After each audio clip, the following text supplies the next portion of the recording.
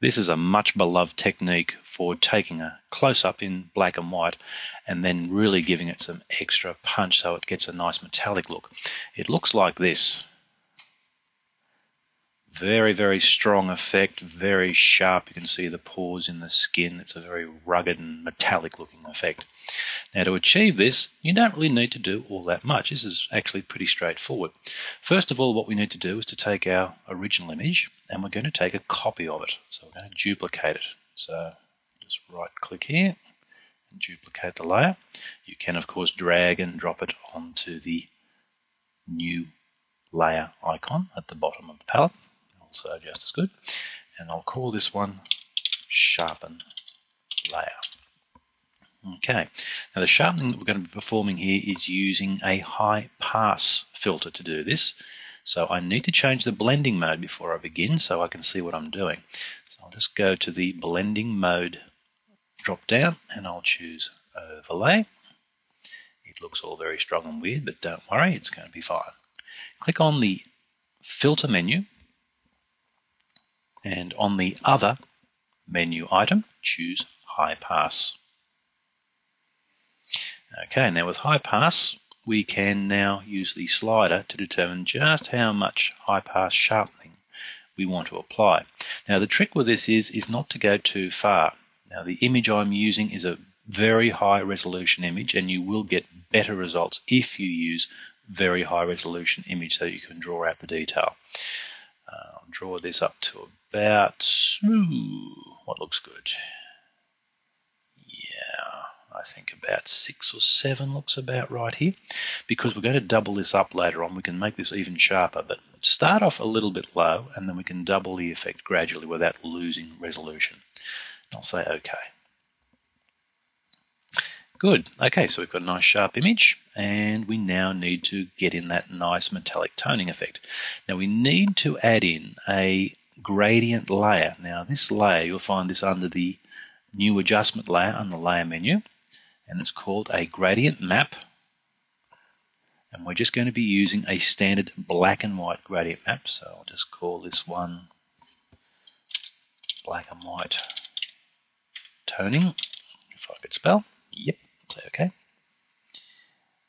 And it now throws down the black and white gradient. Now, so far, nothing very special, but here's where we get tricky. Click on the gradient bar one time with your mouse, and this brings up the options for the tool. Go down to the color stop at the bottom, click one time to select it, and now you can use the wheel on your mouse or you can click and drag, but drag it up or scroll it up so that you increase the density of black. Now you start to get some interesting effects. As you increase the density, that gets very, very dark and very dramatic. And we can do the same with the white setting. Go over to the white setting and I'll drag this down and that then punches up the whites. So once again, we'll have a look, see what's happening. So you're really creating a very strong metallic tone in that black and white image. Now in between the black and white color stops there is the midpoint. You can also click on that and that can be dragged around just to fine tune the results. I tend to like to push the white mid-tone just a little bit over towards the whites just to give it a little bit more contrast and that little bit rougher, tougher effect. And say OK. And OK one more time. So let's see what we've got so far. That's before and that's after, and it's looking very, very nice.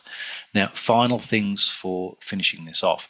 What we can do at this point, if we want to really make this super sharp, is we can make a copy of the entire thing. That is to do a stamp. Now, on the PC, you need to do a Control, Shift, Alt, E. On the Mac, that will be a Command, Option, Shift, E. And you then create a stamped copy. Now with this stamped copy, we are going to, yes, guess what? We're going to turn this into overlay mode and we're going to sharpen it using a high pass. So we throw in another high pass and this time we'll just very gently pull up the setting to get the exact amount of sharpening we want. But this time it's now going to be as sharp as a pin. This is really razor sharp now. If you've got a really high quality image, you may not need to do this, or you may not want to do this, but this is an option for those of us who don't have the expensive Nikon and Canon equipment, and you just want to get that super sharp image. I'll say OK. I'll just see the difference that makes. Yep, it's just that little bit sharper. Okay, now we get to the final things. We can give this a color tone if you'd like to give it a color tone. To give it a color tone quickly, just go to Layer, New Adjustment Layer, and add in a new adjustment layer, sorry, new fill layer. Silly man, new fill layer. Solid color layer. And I'll say OK to that. And I'll choose a sepia tone, so I'll just pull it up into the sepias. Somewhere around here is good. Say OK. Change the blending mode from normal to color. And then take the opacity, dial it all the way down to nothing. And then just very gradually just pull in a little bit. I'm only going to give this about 14–15%. That's enough for me. It's just enough to take it out of pure black and white to give it that little bit of extra color tone that's a little bit more metallic, a little bit coppery. Okay, and the absolute last thing that we need to do here, if you want to, is to create a vignette. A vignette is going to give it a little bit more focus and a little bit more punch. Again, this is only an option. You'll need a new layer, and I'll call this one vignette. And I'm just going to take a elliptical marquee tool. You can use a lasso tool if you want to. It's just as good any way you want to do it, but all you want to do is create a round ellipse inside the image, and you're then going to go select,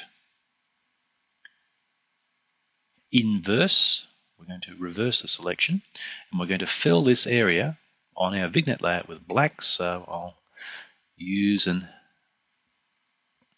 edit fill. You can of course use your keyboard shortcuts for this, but I'm throwing this at you people who may never have done this before. So make sure it's set to normal, choose black, blending mode normal, black, fabulous. Turn off the selection, that's a Control D or Command D on the Mac, and we're now going to blur it. Go to Filter, Blur, Gaussian Blur, and I'm going to really blur the hell out of this. In fact, I might even do it 2 times, because I am using a very high resolution image, so it doesn't blur quite as much as it would normally. And one more time, just repeat the blur with the Control F or Filter, just run it again. And that gives you a very nice effect. You can again tone it down, just use the opacity slider for the vignette layer. And you can just dial in as much of the effect that you want. I think I'm pretty happy with about that. So there you go. Super tough looking black and white with extra sharp detail.